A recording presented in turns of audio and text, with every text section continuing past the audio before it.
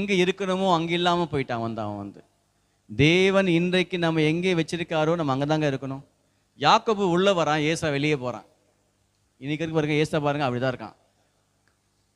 யாக்கோபின் சன்னிதானம் தான் இயேசு கிறிஸ்து பிறந்தார் வந்து. அல்லேலூயா. யாக்கோபு சொல்கிறான், நான் இங்கே தான் இருப்பேன், கர்த்தர் இங்கே தான் இருப்பார். கர்த்தர் நமக்கு எங்கே சொல்கிறாரோ நம்ம அங்கே இருந்தால் கர்த்தர் நம்மை ஆஸ்வதிப்பார். அல்லேலூயா, ஸ்தோத்திரம்.